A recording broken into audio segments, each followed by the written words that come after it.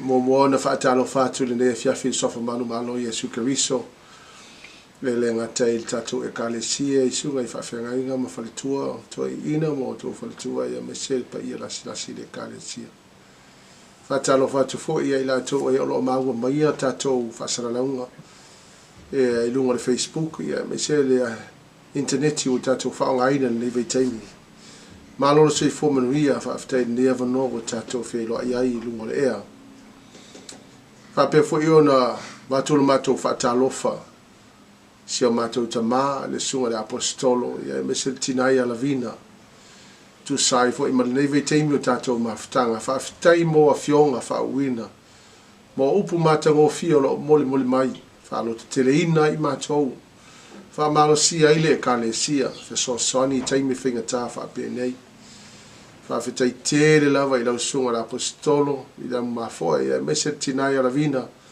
tu sai ma upu matango fia o lo moli mai whaalo te teleina ile kale sia i New Zealand e me sei matou umalava whaatalo whaatu fo ia i la toko lo mwhai o na tātou wheloi i lunga le ala leo e pe o na tātou iai nei ma lor soi fo manuia vi ia le atua o i atu le vi inga ia te ia ala tātou amate se talo ta maa le ai lava se me mawhai le tangata matou wala au ia te oe wha mole fisoso ani mai matou tufa ma matou avatu lau a fionga i lau wha unga ta maa o lava nei whapea nao na ali i matou ia nā tia i whapea nao na avatu lau whina ngalo wha malosi whalo te tele i na i tangata i o e tama Alleluia Lord amen and amen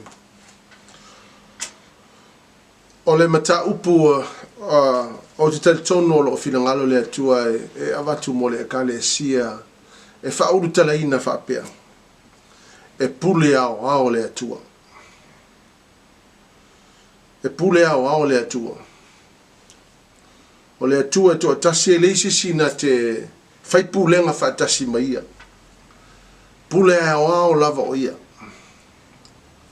e leisi si tangata na te whapea nao na la fai tonu pe la te fai pulenga whaatasi ma le atua e pule ao le atua o te langona fo i o le whina ngalo leo le atua mo i tātou awa o ia o mea umai manatu ai e lelei el tangata o mea umai whina ngalo ai o ia e matango fie whamanuia i tātou umalava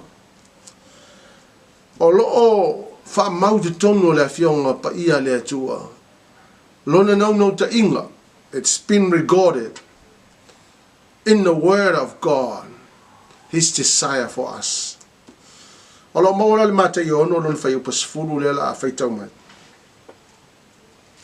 ia o mai lo malo ia whaia lo whina ngalo i le lalolangi e pei o na whaia i le langi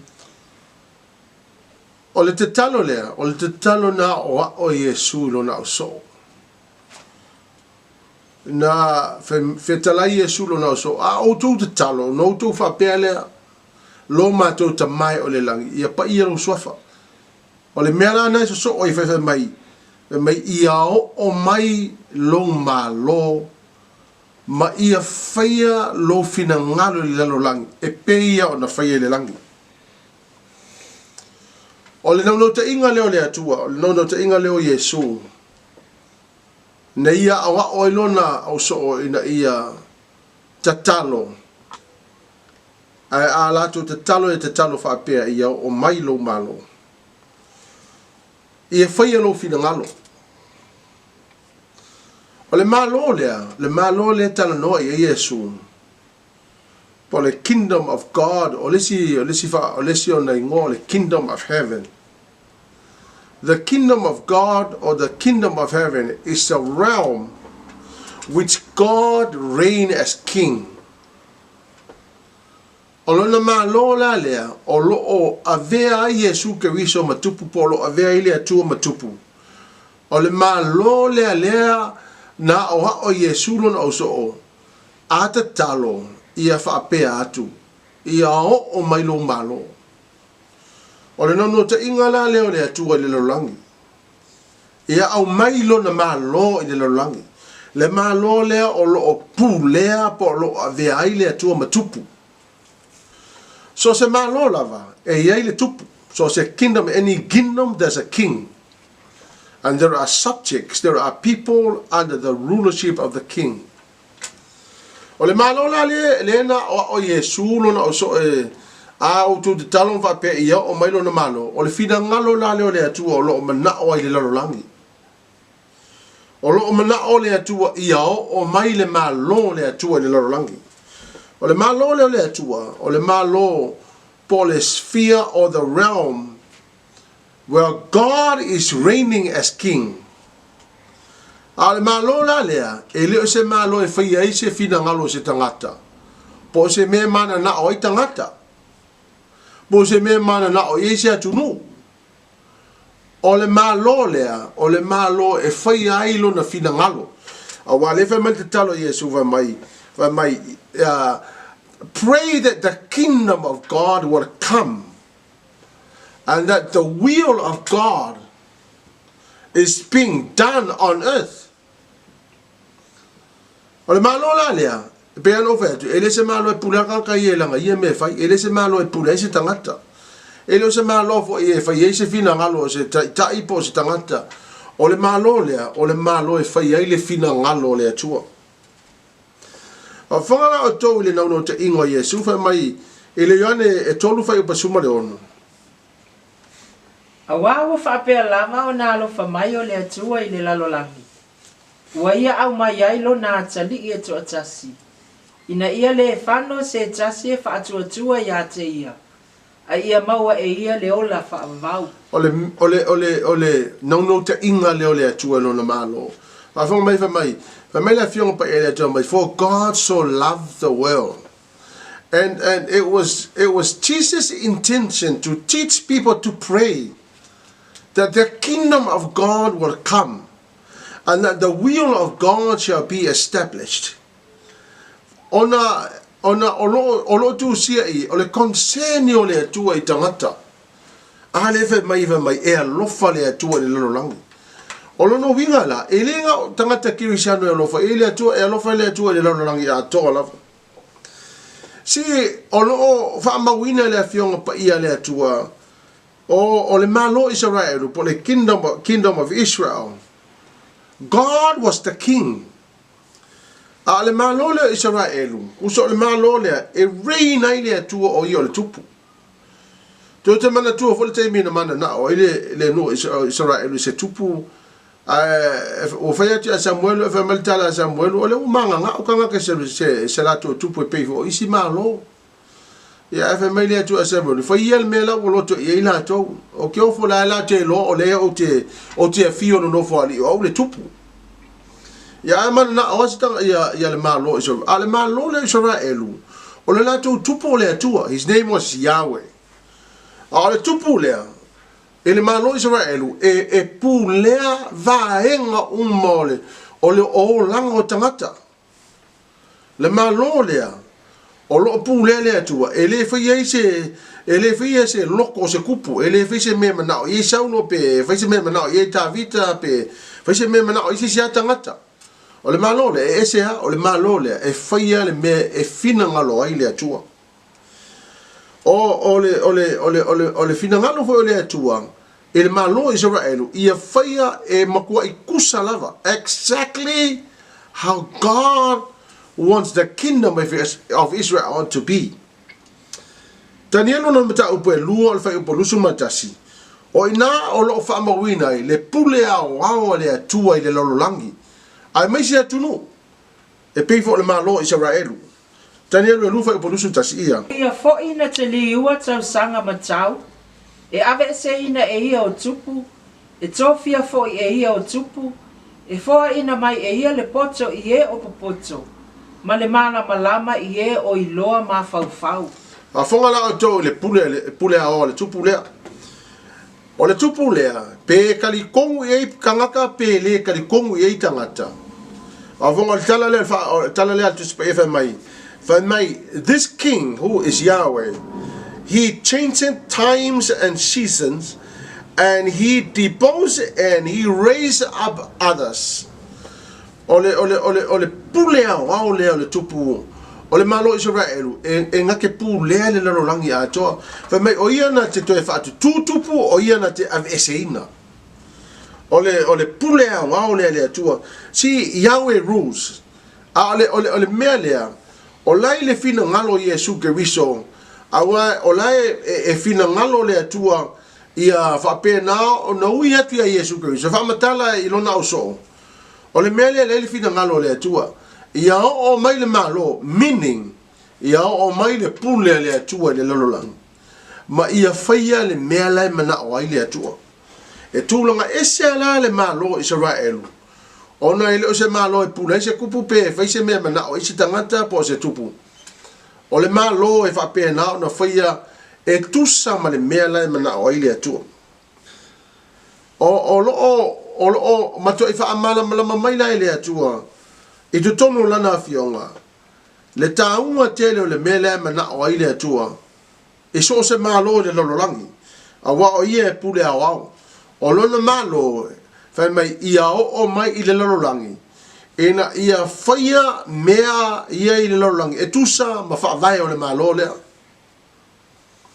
a le malo foi lea e le fise loto se tangata e le fise mea mana o aises e fai ia le mea fina ngalo ai le tupu o Yesu Keriso pa le atua foi o la tatu tu le tilo la i le si vaenga lea o lo o whaamatala mai tu tonu na fionga pa ia le atua le pule a wao le atua i tu tonu le malo Israelu mai o te tali tonu o le fina ngalo le atua i le lalolangi ina ia o mai lona malo i le lalolangi o whaamauna i tu tonu na fionga pa ia le atua le momol tu pono no tau pa suma le ono fai po lo suma le iva e se yo atu le tot se fulu o le ata to tilo la ile pule a wao le atua ile malo Israelu wa o le ata fata itai le mole e kalesia ina ia tato malama ile fina ngalo le atua le na o Yesu lo na uso ina ia te talo ia o mailo na malo a wa le malo le o le malo o lo ia ile pule a wao le atua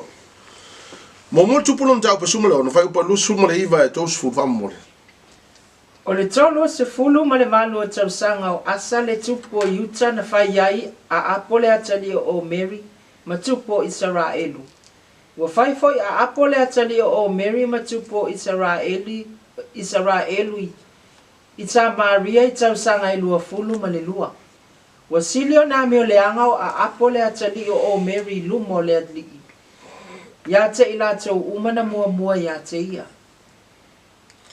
O le tala la tu se pa ia, e le malo le Israelu.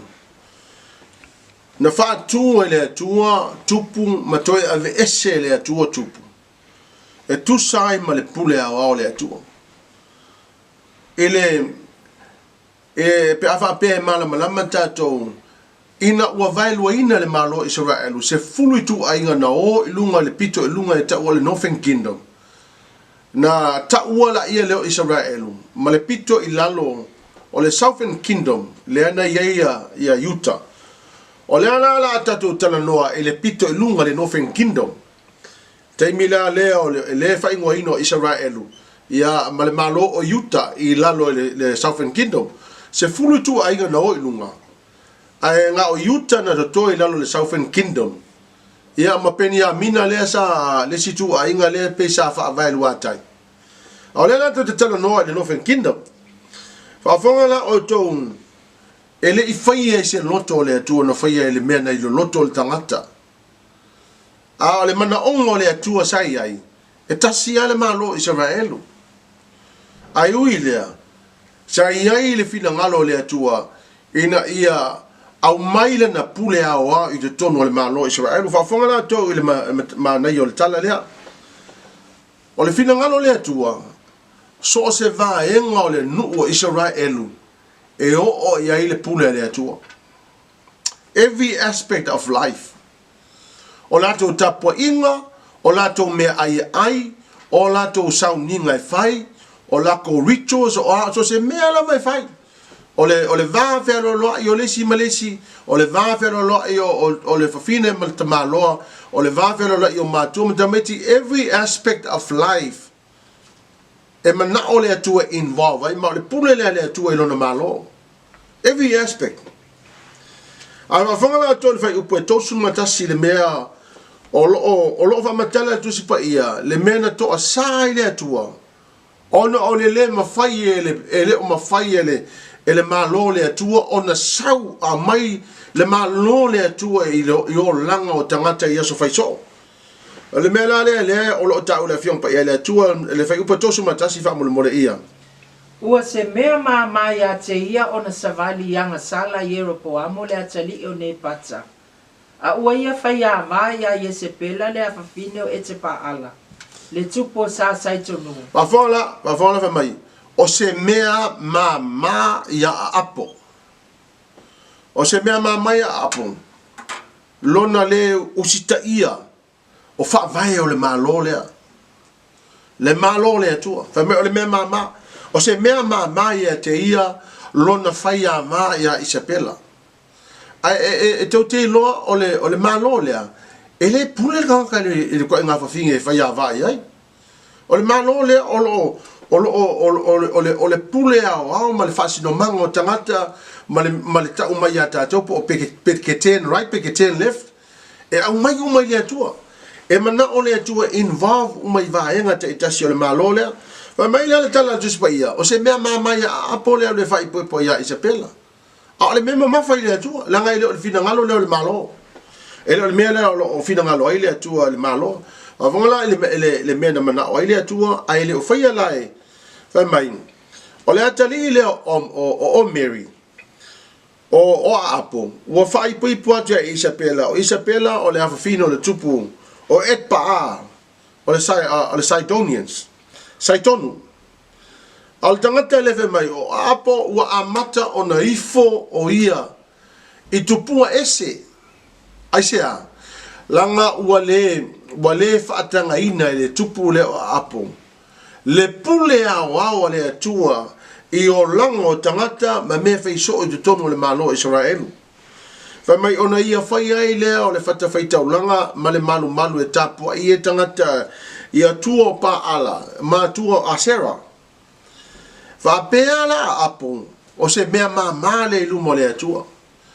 A o le vaenga taua lea o lo mana awai le atua ia o mai lona ma lo i le lolangi ina ia pu lea o langa o tangata e pu lenga ale ma lo le atua ai lo se mea loto isi tangata. A fonga na o le taua telo le mele tau ona mala mai o le a ufa matala muli atu.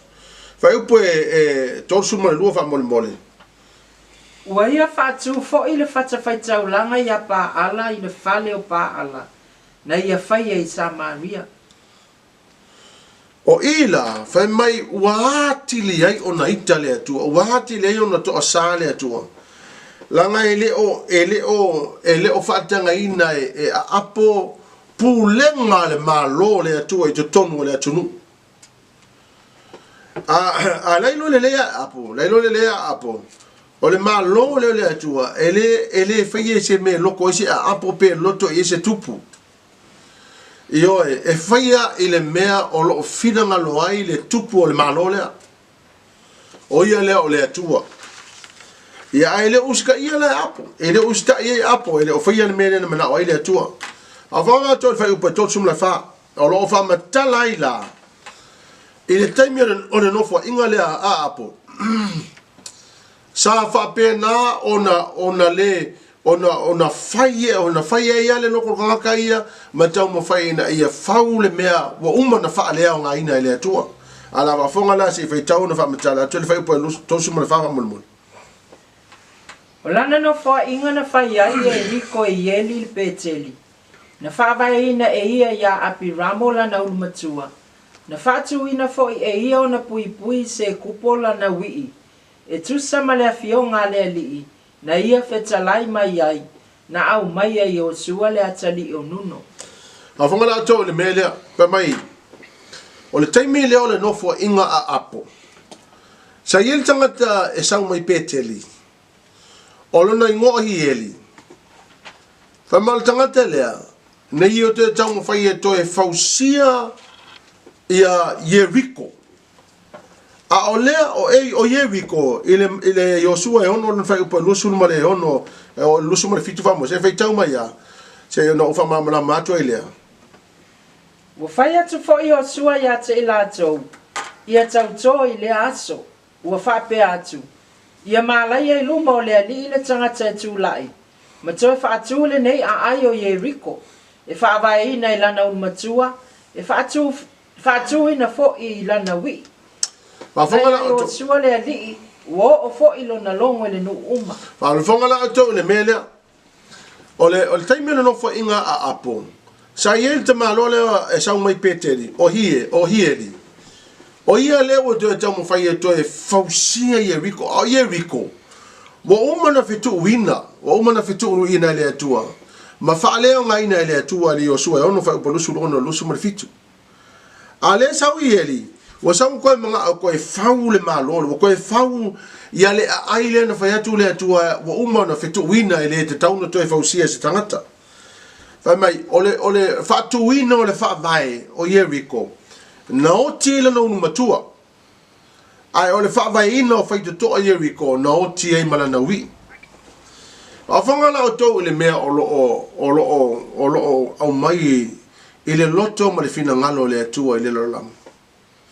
So se mea wa umana wha leo ngā ina i le atua ma fitu wina i le atua. E le te tau si tangata tu e tau whai to e whau. Whatever God has destroyed, we shall never try to re-establish things that have been destroyed by God. Ala vatua se fatete inga ole melea. Ile olo paperu. Ile kenese ono no mata upa suma tasifa upu mo ole iva. Ole ile tala e mara mai tato olo paperu fa mai. A fai taula ai olo ofa olo se fai tauma se le ha paso mai pe. Ele le ia le fai taua to pe na mama mai ke ko fa pe enga upu ia fai mele o te mana ai le ai. Olo te tono la fiong pa ia le atua mea na fa leo nga ina le atua e le te tau no toi fausia ina se tangata. Ai tau te vava ai fo ia ile mele o tu la i mai nei le vai teimi nei. There are many things that God had already destroyed. But ole me foi na le ile mana ole atua e mai na pule ile malo. Poso se malo a. Ala mana ole atua e mai na pule lea. Langa le pule e matango fie mai ulelei. A whaina le mea loto il tangata. Ia ona le manuia lea. A le te tongo la fiong pa ele tu. O mea i o wha leo ngā ina po mea na destroy ele tu. We shall never spend any minute to try and rebuild. Whai tau mea whamole mori. Kene se sutasi whai mua mua le iwa. Ele lea kako mana mala mai ona. Sa tasi lava le ngangana. Tasi fo il tau tala lalangi uma. Wo fo ina la tau wo mai sae. Ona maua lea i la tau le whanua launga tasi le nua se nara. Na la tau maua i lea. Na la tau tau tatala i lea o le tasi ma le tasi sa wia.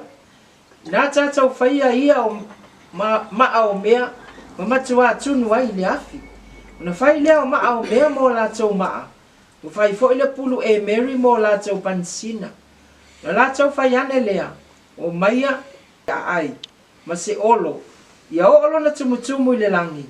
Ia tātou whai a fo i se mea e ta ua ai tātou. Ia, vātani a leina. Ai maa ia le vahanga lea. O le manatu na i tangata ia e ke nesolo na tau basuma tasi. Whai mai. O mai tātou whau se olo e tau le langi. E ka ui kako. Ia, o le manaonga leo tangata. Ai whapeta te toi o le mata upe tolu a tuse kenese. O loo ta ua i le teimi na angasala e tangata. Na tutuli e sai ata mo eva mai tono le fato anga. Vase lo ele atua le lenga ele ma fai se kakaka ko yo ye. O le lenga le o mana vase ele atua le mvento ele mvenko yo ka ko le mamanu le atua. A le mea o mana fai ele atua o mai ele atua lona fina ngalo. Ina ia fai ele lolo langi le mele ka ko ye wa ele mvenka ko yo. A le fina ngalo le atua na ile langi. Ma le mana ongo le atua o le tu enga pu lengo le malo le atua. Mana ole tu e mai pule e ka ko malo le lolang. Avanga la to le matango fiel mele o mele le mana ono tanga ta mai o mai ka ko loko fakas. Fause me ko losi ngai le lenga le umonga vase le akua. Fause ka ko ole ka ko losi le mele o fa sai le akua ko isis. Mai ole loto fa tasio tanga ta e o mai ka ko fa o ke fa yakula e matautia le mea na whai e tangata. Awa masalo e leise olo e pei o le tawala le au kilangi le mauru ngā le mea walwha mai e o i au. E eile le mea na iloa le atua. Na iloa le atua, o le loto ngatasi o tangata ia. O le loto ngatasi e tutu fatasi e keke e le akua. Whaafonga le leima le mea lea. O le ono papelu, o le ata leo le tutu fatasi o tangata. Whai se mea ka ue kako ingoa. Kako kukuwa kasi, kako keke e le akua. Ia rato e whaitau whaagoma i pera le whaitau ngā tusi lea. Langa e ka ua kele, le mea lea te talo ai na o i e sulo na uso. Ia o mailo na maa lo le lalolangi. Ma ia whaia lo na finangalo. E tau tu e whaagau lava mo lume tau puna. O nā whio ifo leo le ali e sila i le a aima le olo ua whai e tangata. Na whetala i ane leo le ali. Whauta, ua tasi le nuu. E tasi fo i le ngangana ia te i la tau uma. Ua amata fo i la tau o na whai o le nei mea. O le nei fo i. E le toi tau fia i la tau i se mea e tasi wa la tau manatu i ai e whai. Ia. A whonga la tau le mea ne. Whai mai, o le tilo le atua e tangata e whai mai. Ua tilo mai le atua i le olo le ua whai mai. Whai mai whaauta i le loto ngatasi o tangata. E le koe mawhai e sesi unga koe ka ofi le loto ngatasi e whawhonga mai la kou. O le mea na whai e le atua, na ta lepe le olo papielu. Whata ape matangata. E whawhonga la tau le mea na. Wha ese mangangana tangata. O le mea la leo te mana e tau atu na ta lepe le atua. Na ta lepe le atua le tutu whaatasi o tangata e te e le atua. O le mena ta lepe le atua. E whawhonga mai la o le si lea mea and I know what le. The one world religion coming, whether you like it or not, it's coming. In due time, the one world religion will come. A whawhonga mai la, o le ata le olo papelu, le toi o mai whakasi kanga ke kuku whakasi. Ma kau ma whai e whause me kolosi ai le mea le ka kau kolosi ai. Ma tau ma whai e fosi o lako malosi le lako malosi. E lato te enta inga le holies of holies. Mo koe kau ma whai koe enta i ko kongo le presence o le atua. Ai le ma whai ngalu tisi, o le malo le o le akua, o le malo e pa ia. O le malo e whai ei le fina ngalo o le atua. A le mene na tupu le olo paperu. This is unity against God. It's not a unity to build anything. It was a unity to come together for their namesake and to defy what God had already said. You are not going to come to this presence. Afa fonga na otoko le mea ka ua le mea lea o lo mana o ai lea tua. E leo mga ona lea kua kau ke o aku le mea lae kau ke o wha malosi ko kongo le mamalu lea tua. Le ai. O la mana o lea tua e a mailo na malo i le lalolangi. O no winga la mana o lea tua e a maila na pu lenga i le lalolangi. E pu lea ai tangata. Se io i le aso e kau ke o ai masi i ki ai le e ka lea sia. O le teimi le ana wha tātou ma whairono tātou o. I le whina ngano le atua. I na ua toi a whio mai o ia iau. O ngā kako uho whakasi lola ia le me olo ia le mamalo le atua. Ai le se kanga ko le lololangi i ngofo ngofo ia mga o mai whakasi kako uhoe. Kako uko keke e le akua ma whausi kako olo. Au whai mai le atua. Au koe kolosi kako. Au ngi koe kolosi aku se kanga ka ola i le mamalo le atua. Ala ua mana na o e whaule olo. This is unity. Whawhonga mai la. Ole meale lo tamo faini tangata. See, the world is now trying to come together in such a massive unity to stand against the kingdom principles, to defy the principles of God. Mai o te nofo ia temine mo maita wina mea o tupu temine. Ma o mafo fau mo faitau le fiong pa ele tua no we lo ai lea. We are now in the times where things are not going to be easy. E leo to e whaingo, e tau te leo koe a ngai au se keimi whaingo fia o tatou a ngai teimi whainga ta. Whawhanga lawa mai, o tila lea tua whamai. E le ai la ma sesi mea le ma whaingo e whainga kanka ia. O le mea lea, o mai tatou o tatou pa ia.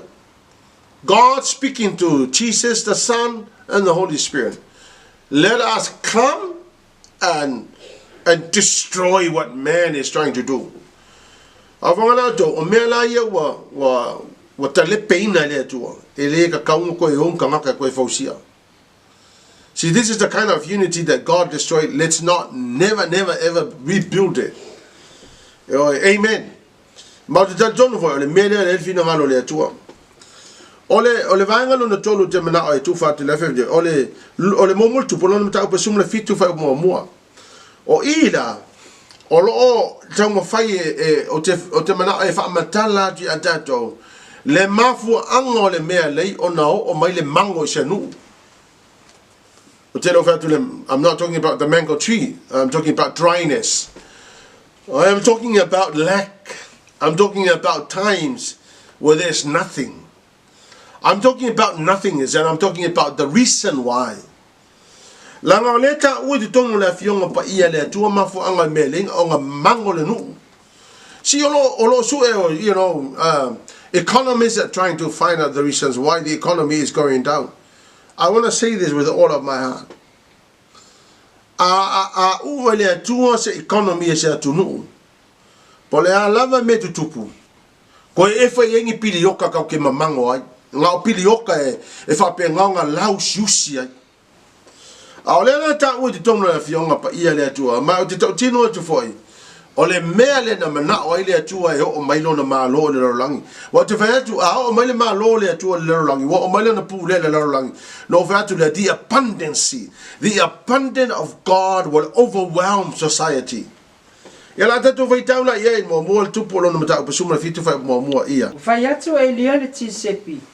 O so le nu e no foi kiliata. Ya a apo. O lo soi fua le li ile atua Israelu. O ia o te tu wai o na luma. Ele ai se sau po se timu inisi tau sanga. Se ilonga o te fai atu. Ya. Wa vai la ia.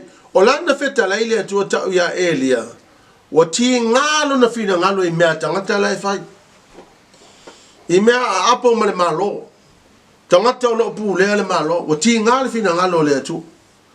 Fai mai lo le atu ya Elia. Fai la le mele o le fina ngalo le atu I lo na malo. Fai ia apo. O le aka au fili kimu mo le kol sa. O le ala tatu te loina, o le timu lea, e la au siusi eise atunu.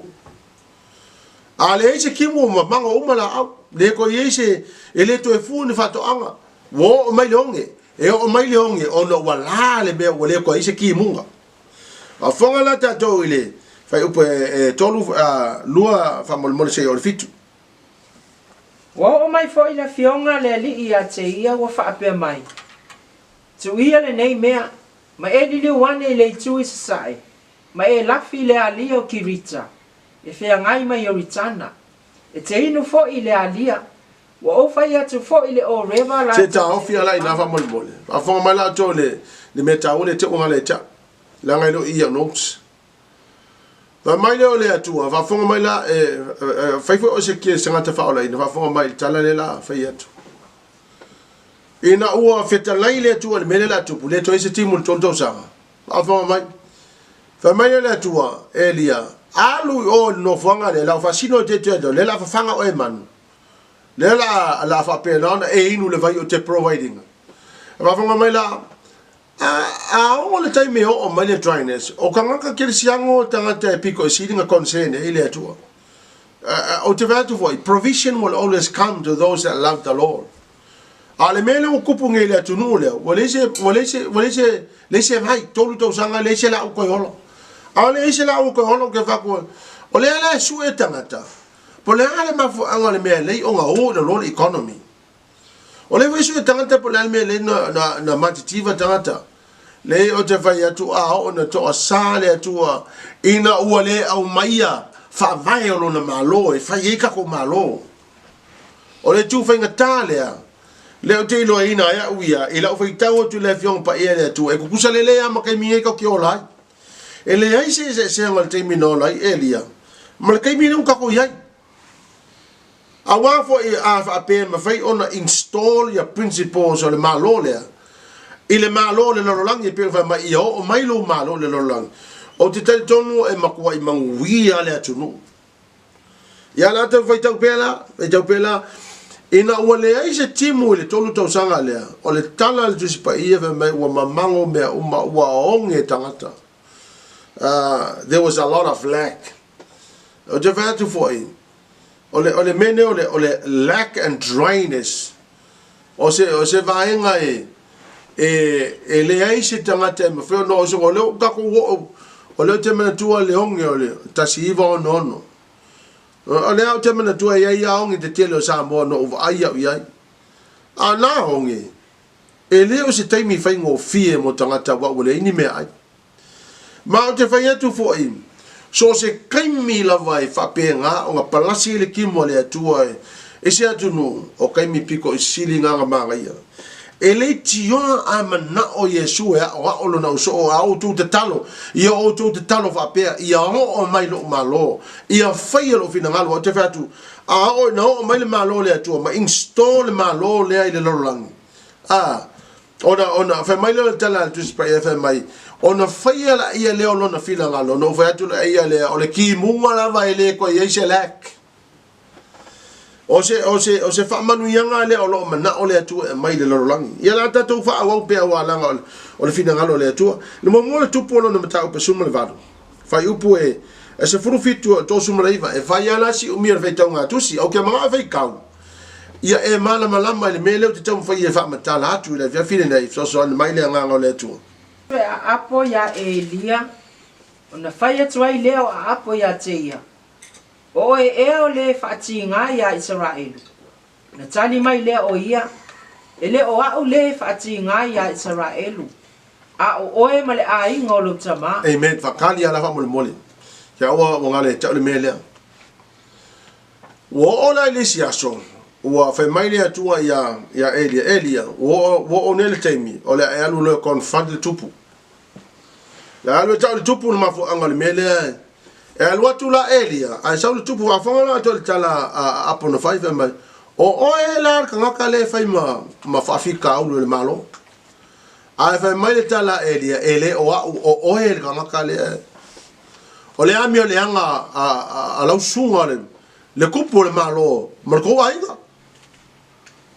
E oe, sa tō fia oe le atua e ke kaunga e whakulu langa, ia le mana onga o le atua o momo o principle so ale aku le malo a wa me langa kele o sunga marko ai o mafu anga le o le to sa ile atua ai le o le ap kala le eli yang fa ya ap ala fa tau pela langa eta u tatu mala tala le ia a wa o tu ua polo inga le li ia va fa mai a wa o to o polo inga le atu wale faia le melenga mga ole ku longa malo e fa mau tau muli atu ya pa ala ia wa vai wo ko muli ya pa ala ia le kele yo wingo na mea kele wingo na mea au te vatu yo le fa fika uli le kupu ngai nga kupu ya apo langa ele masangi ya apo ele ku ele lo ya apo le ku wo fa ngo fi ngo fa le melo ko ya apo la ko via langa ele ke apo ele ku so se whainga ma loe e tai se ngata ele kea ele akua. O le mele i o tō whaafonga mai tala tu se pa ia le whai tau mai pia. O le nei, i nā whi au atu ia, ma whaapoto mai a tia au le maunga o karamelu, o Israelu uma, ma perofeta pa a lai fia se lau ma le limo se fulu, ma perofeta a saira, e wha se lau. O e a ai le lau laua i e se pela. Yeah. No fe a wina atu le a apo. A fonga na va mole, va ko mele fa mai. Fa mai le Elia, o la ka ko ngolu ngal mo kalmelu. Ai lunga le mo kalmelu. O ke manga e o mai ai pero fe kai fa se lau limas funua a pa ala. Ma pero fe kai fa se lau a Asera. O Asera o le ku fa fingi. Yo, fa me ka fa ka lunga le mo kalmelu. Langa le fa metala tu spa ia mai. Fa mai o kangaka ia pero fe kai ia fa mai e ai lunga le la o ai le tupu.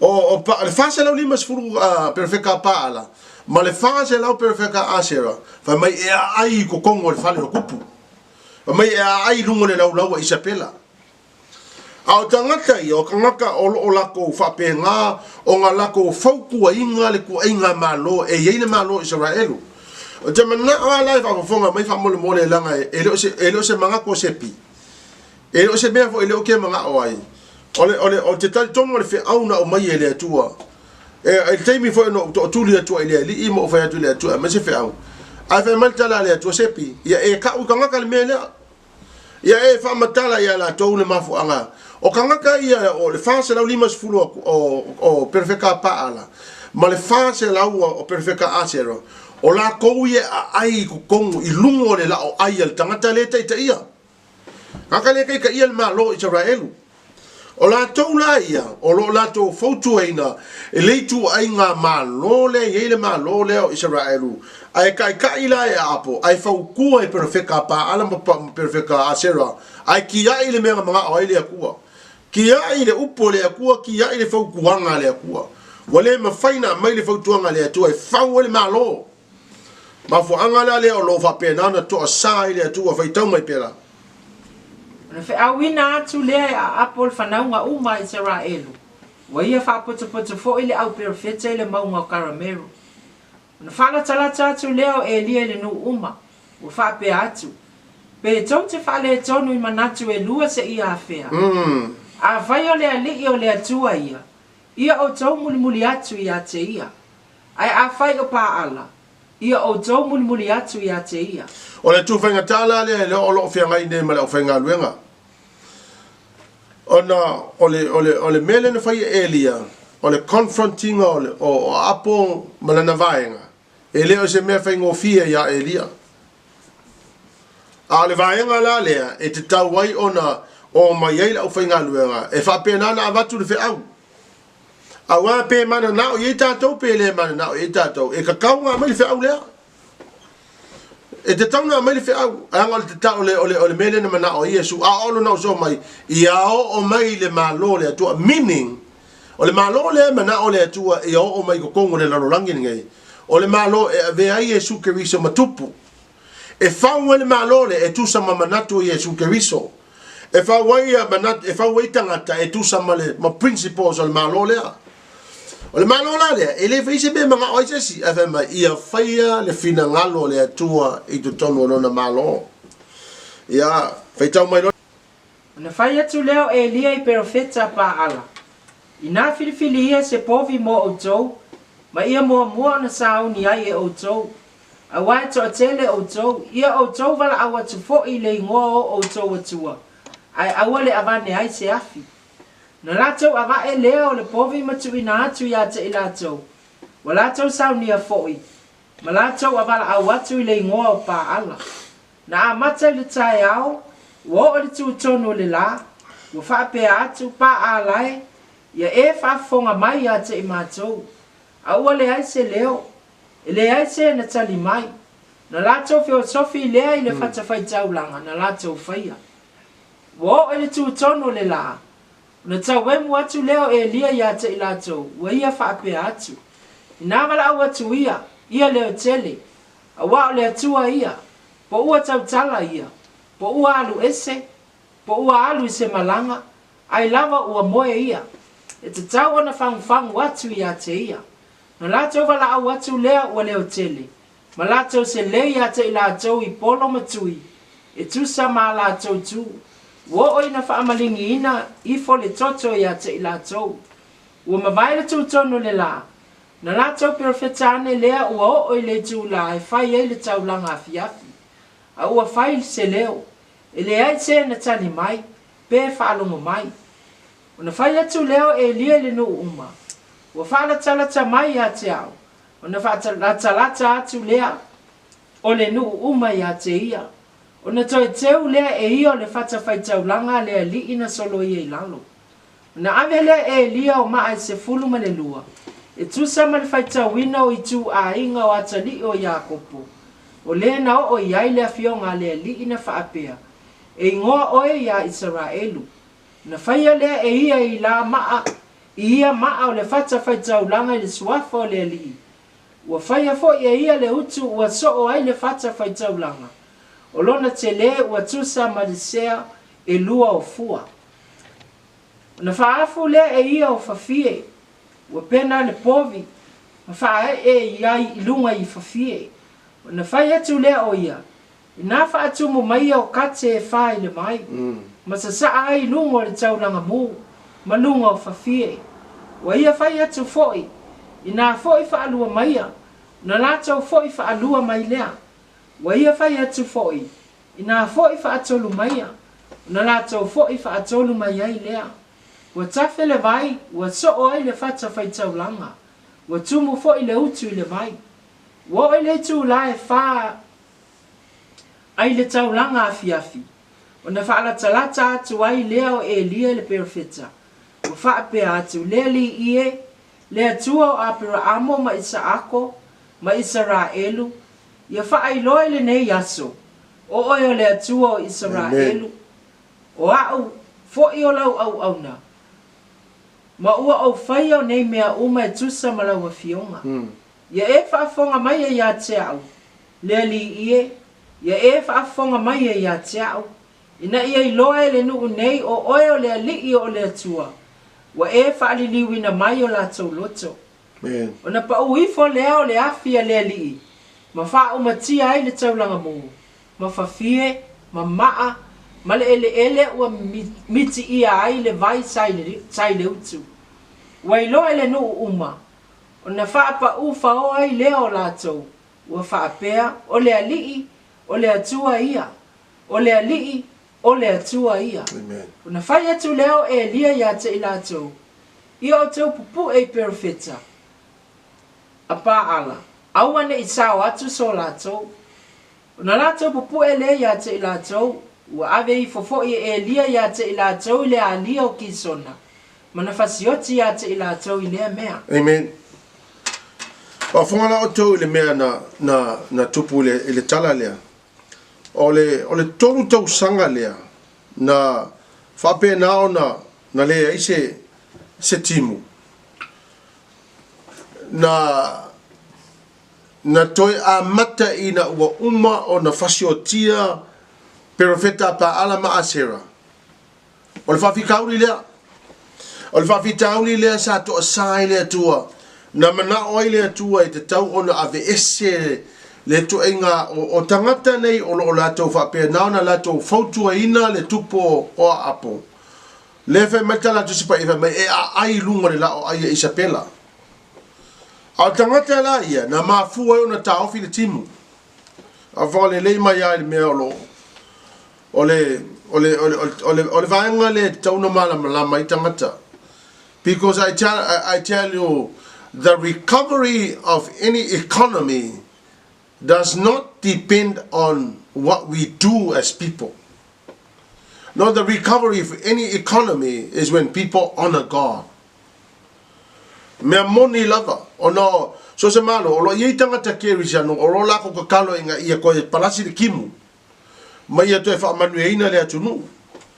A le mena lea tupu le talenta to feitawen. Ana le fasio tia e lia ia perfeta a Sarah. Fase lau limas fulu, o fase lau a Sarah, ai fase lau limas fulu perfeta pa ala. Ele le to asao le atua, ele mea lea sa whapea nao na taa, o na tao fia ele atua le timu. Whawhanga lau tau le mea matango fia le whai upe fasu tasil whalima, ia. Na whai atu leo e lia ia apo. Ina maliwa e ia oe, ia e tau mafa mainu. A wao le ta alili o leo o tele. Na alua e ai leo apo e ai mainu. Wa alua e foi e lia ili tumutumu o karamelu. Wa ia ifo ai le ele. Matu o na mata ile vao na tuli vai. Wa whai atu ia ilana au auna. Ia e alua e, ma wa ai itai. O na alua e leo ia, ma ia wa ai, wa whapea mai. Ele ai se mea. Na whai atu lea o ia. Ina foi fa afitu atu ia. Wa oilo na foi fa afitu. O na ia whai mai lea. Fauta. Wa alua e le sami si au iti te peo se alo filima se tangata. O na whai atu lea o ia. Ina alua e ia. Ma e whai atu ia apo. Ina sa uni ia lo no fofa ata avale vale. Ma e mali wifo. Ne itau fia oe le wanga. Amen. Na lo na fasioti ma ve ese ia perfeta pa ala ma perfeta asera. Fai mai lo male atua ya Elia. Now it's a time to restore the rain. Ole mea monia ana le ave esea tangata ia sa la to fautua ina le tupu. Wa fasiotia. Ele fa mai le atua ele ya Elia o le taimi o te tauna tuli lau au auna. Ane fai lau au auna tamo e vai pela sa se kimu. Ya fa mai wala tu lau auna sa fa mai ele se kimu. Ya fa fitauri na mo tangata ele ingi la ko vise. Ia o le fai atu e o le perfecta le atua. Tamo e vai le fa manuanga la sa fa mai ele ingi me o mai nga mo o le kilo ele se me o no akua. Fa fitauri na tangata o lo au na le lo se mea. Fa mai lo ta Elia to tamo e fa fitu.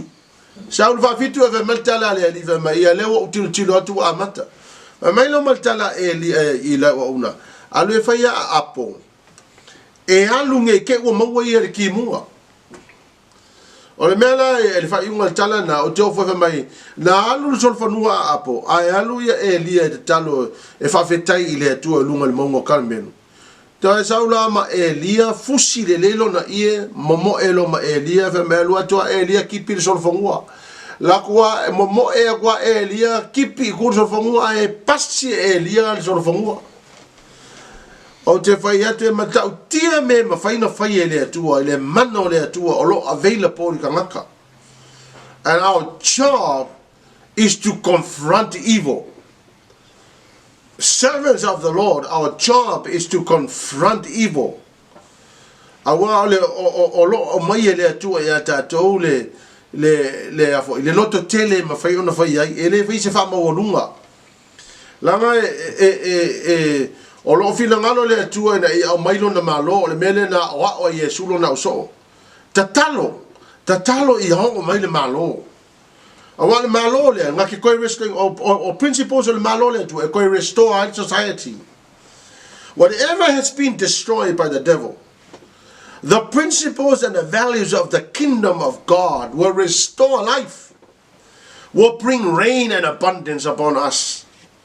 Ole mene ne mana oia Yesu Keriso ina ia mafai ona toi au mai ina ia o mai lo na malo te va fonga la o to ele mate yon fai pesfulu ke manga o ia ko mala malama ele mele tamo fai fa matala tu ele mana ongo le tua ia o mai lo na malo le lo lang wale malo le o lo o ye mana tu fa vai o mana tu fa vai le kim wel ko fale esa sa ele tua le wanga o mana tu fa mai le o le malo le tua me fai nga mangui ai usila masa mo mana le lo lang ia ko o mana tu fa mai e fawe malo e mangui ai malo mana tu fa mai o le malo le tua langa o te fai atu so se me palasi e fa pena na fausia ina so se malo e fausia ina I mana tu fa vai po principles po values o le malo le tua te fatu e matau tia le manui o na malo. It's amazing what we think that could bring blessing upon us.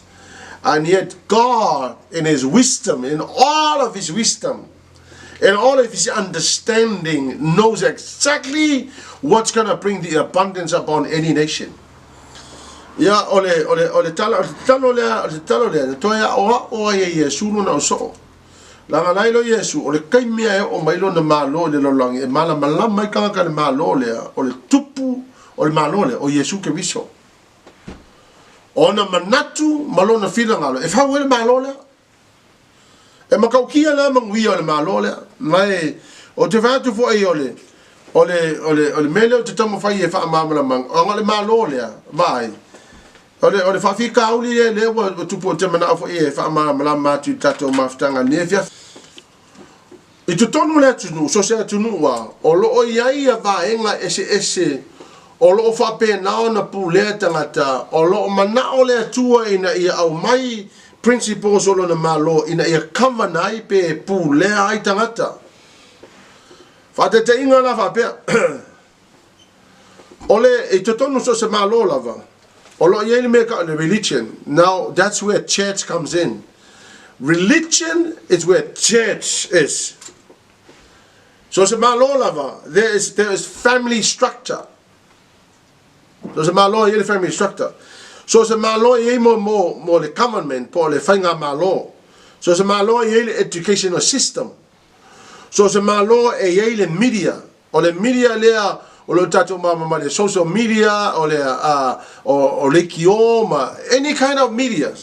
So se malo lava o lo ye mo arts, which is the entertainment. I te tono so se malo lava o lo ye le business and finance. That's where the economy is controlling. A whangana tato ile mea. O vaenga umai o le religion, o le family, o le government, o le education, o le media, o le arts, o le business and finance. O lato umalava o lo taita ia vaenga taita si ia. O lo iai le mawhai i lato e mawhai o nga shape pe mawhai o na control le malo a koa. Now, imagine la pe awha pea o le religion is headed pe kaikaia e se tangata whaolaina. Imagine what would that mean.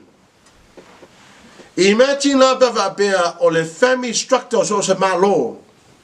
O lo taita ia e se tangata e malama le malo le atua. Imagine le whainga malo pe awha e pale mia se tangata na te ilo le atua. Imagine the education system o lo pulea e se tangata e malama e principles o le malo le atua. Imagine tangata le ia le media. Le hele le media. Pe awha o se tangata whaola ina tangata na. Imagine tangata le o lo ia le arts po o lunga o lo pulea le arts.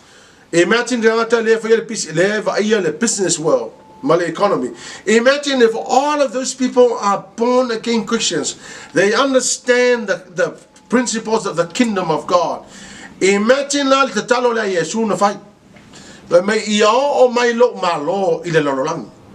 Imagine la pe o mai le malo le atua i le religion, le malo le atua le family, le malo le atua le government po le whainga malo. Imagine o mai le malo le atua le education. Imagine o mai le malo le atua le media. Imagine o mai le malo le atua le arts po le entertainment. Imagine o mai le malo le atua le business and finance. Imagine what that means.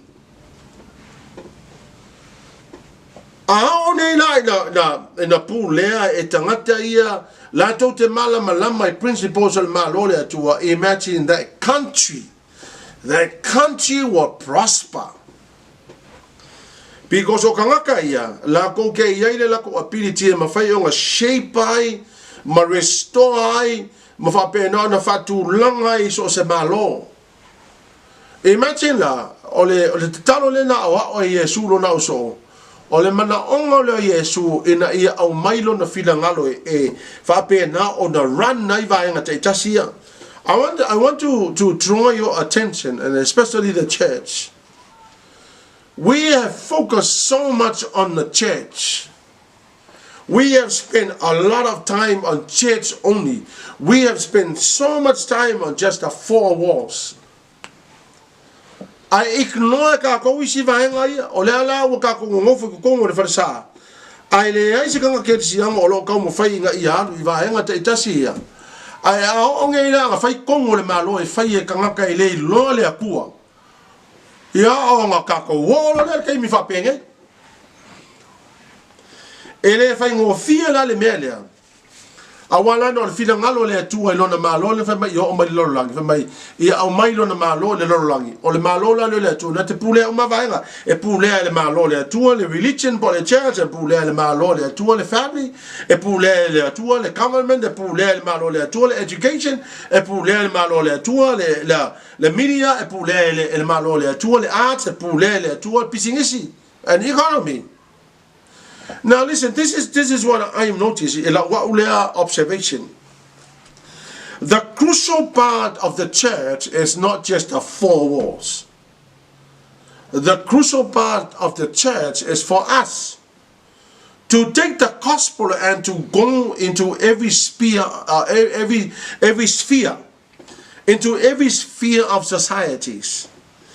Because oleu kako kilo ngela inga ele malo ele fa ola inga. Oleu ko redefine the family. Now we observation the redefinitions of families is that a man can marry a man. The redefinitions of family is that a woman can marry a woman. But that's not the divine purpose of family. Or the family, or the maloa malfafine. Aolela o ka redefine le malo just on the basis of personal rights. Ai kiai principles al malo le akua, le malo le atua, le te talo Yesu, e manga o fia o mai le lorolangi, ngai a mai ia manatu wha vai o le malo le, e pule ai so se atunu, so pule ai vaenga uma le atunu. Imagine if a leader of any country declare himself or herself as an atheist. What would that mean for the country? It means that there would be an absolute rejection of the kingdom of God. The very thing that Jesus taught his disciple, to pray, to bring the kingdom of God here on earth. Le malo le akua, le malo o le kupu, o le malo le akua, o Yesu Keriso. Le malo la le leva wa o lona uso auto te talo yo te talo pe ya o mai lo malo o lo wingo le malo o le pule lea o le tupu o Yesu Keriso o le pule le tupu lea e o le lotu o le pule le tupu lea e o le ainga o le pule le tupu lea e o le fainga malo o le pule le tupu lea e o le education o le pule le tupu o Yesu Keriso e o le media o le pule le tupu lea e o le arts po entertainment o le pule le tupu lea o Yesu Keriso e o le pisingisi. Now, a lot of us were too religious and too holy. But Christians who own businesses, we should go and end the finance. It's no good for us to talk about how God is good and how good is God, and we are broke and no money.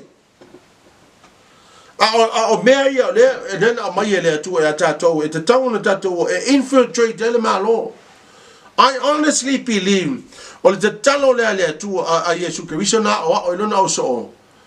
prayer that will bring a transformation and a restoration to any nation. When God's principles are being put in place in any country, imagine what the church will look like. Imagine what the family will look like.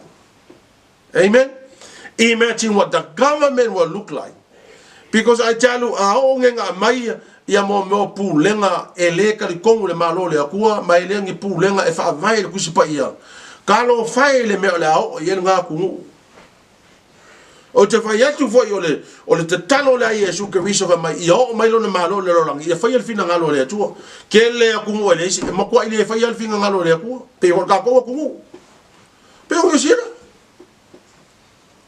o te fai atu au ia male loto mawalalo fa malulu atu au te matu le fe au le langa le mena mai le atu o te fatu au nga sau le malo le aku le rolangi ma fai le fina ngalo le malo le. What the blessing would that mean for the nation? This country will prosper. Our prosperity will never be based on what we can do. Our prosperity will be based on honoring God, bringing the principles of God into place. O inga sa wai mangwi o sa kunu, inga wai loa sa tunu ona le atua, inga wai loa sa tai tai o sa tunu ona le atua, ona wai loa tai o na tunu la ko ki fa alo le akua. What that country will look like, what an amazing country will look like. And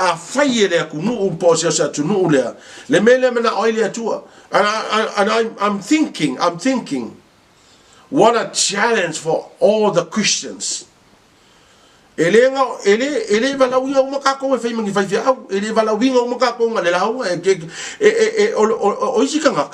Fa pela ko wi ainga au ngale aku ngale fe au o ngale ai fa mole mole ava pe o ngai e he dai ke fa o inga e he dai education system mo usila o ele o ngale aku ava o ele ke pale mia a e ke fa o inga o ele o ngale aku ka ko o ngale aku o lo manga ole aku ele ngale lo ko manga ole aku e puli ai fa mole mole ele ngale lo ko manga ole aku e puli ai mga ole ku e pule vai nga umai mga e pule le family e mga ole ku e pule le fenga malo government mga ole ku e pule le education e mga ole ku e pule le media mga ole tu e pule le art mga ole ku nga ke pule pisigisi.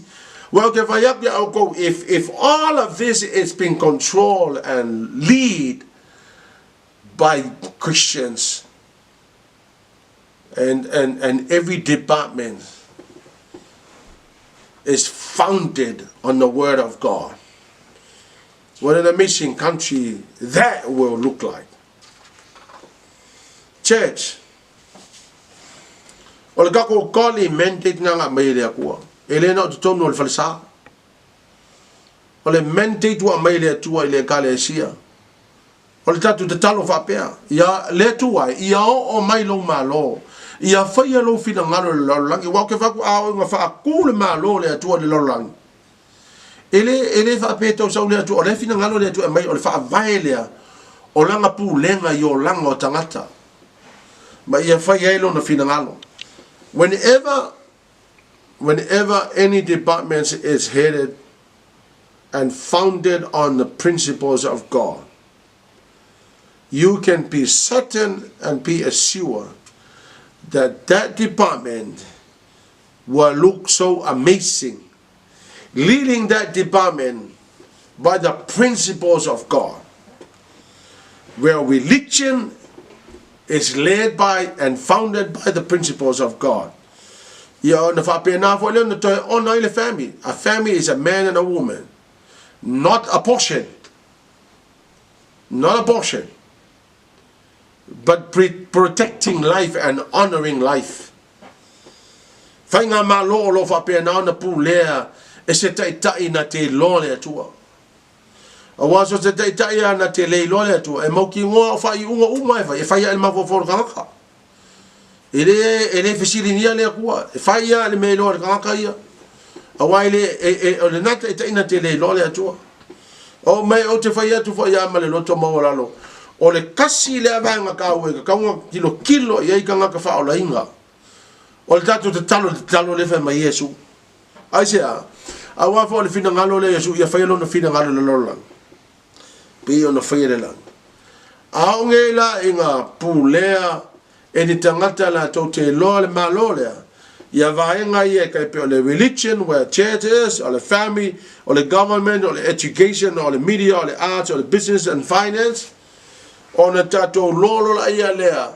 O le pule le tua ma fa vai o le malo le tua e mo ki ngoa lava o le la o mai kongo vai nga kai kasi so se atu o te fai atu what an amazing blessed country that would be if any country understands the importance and the crucial significance of bringing the kingdom of God here on earth.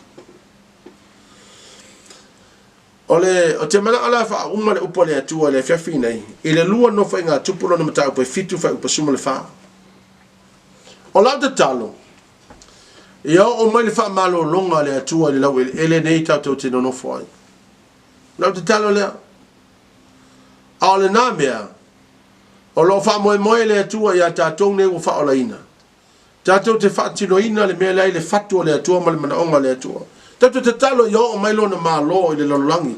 Ia whaia lo te whina ngalo. A le kako vaenga fo ila lea. Lua no whainga tupu o le matau pe fitu whai pasu wha ia. A whai e wha maulalo lo unu ue ua ta ua I lo uingoa. Malato te talo. Masa ili a te au. Maliliu ese I o lato wana leanga. Una o wha longo ai lea mai le langi. Ma wha maa ngano ia lato wang sala. Ma fa'o laina lo lato nu. Yeah. Ole upula na fa'o laina ole upula ele fa mai. If my people who are called by my name will humble themselves, pray. Wa vai le ye. Fa mai no ese mai le lato wala leanga. Fa mai then I will turn and I will hear their prayers and I will heal the land. Vai e o mai no fa malo longa le atua se la ole ele. Ona tatou lolo la ia le ole nala o ele ole a ola la usi. Be a o na fa malolo ina le atua se la ole ele. Alo te fa to one of the best way for the healing of the land is when people bring the kingdom of God here on earth and make sure that we do the will of God. Mai na tala te sipa ia mai o te whali watu ma o langona ina la tu te talo o na o wha malo lo ina lea i lo lato lau ele.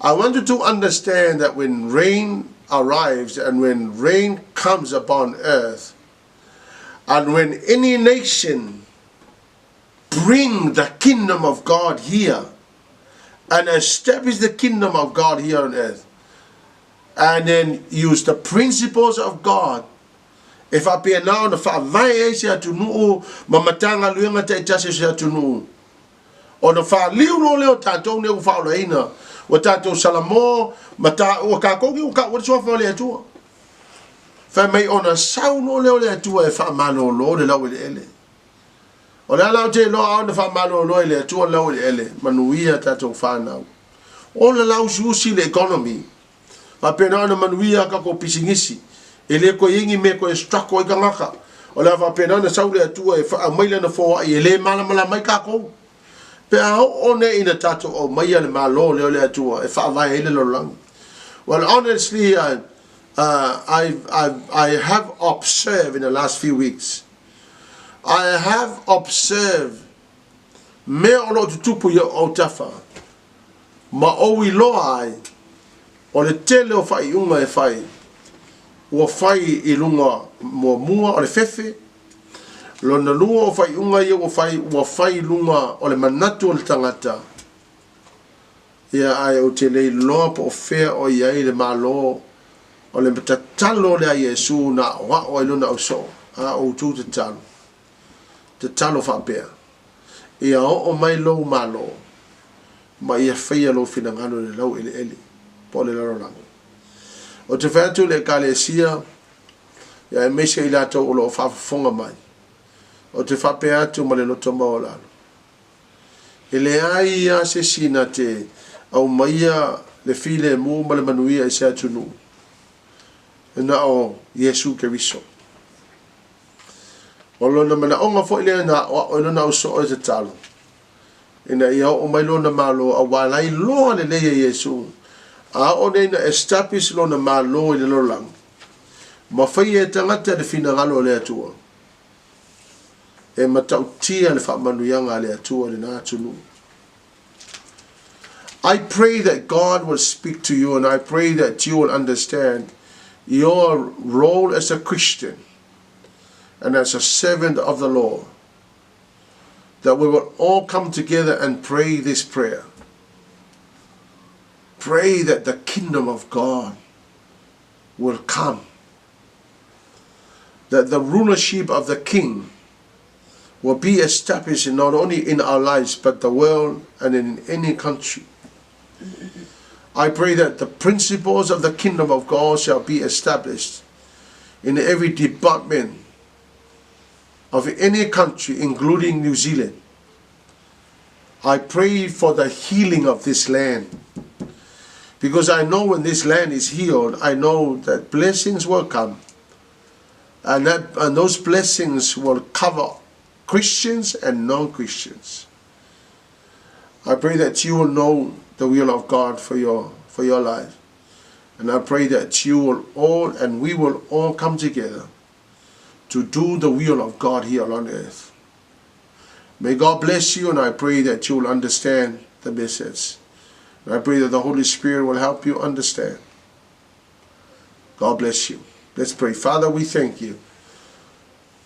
I ask you that you will unleash the spirit of understanding, that you will give your people the ability to see, Lord, and to feel and to know and to hear your voice. I pray your healing will come to this land. I pray, Father God, that you will raise up godly leaders to lead the country, to bring back New Zealand to you, Lord. And for the rest of the world, I pray, Father God, for your hand against the spirit of COVID-19. I pray for your healing upon everybody that is hearing my voice.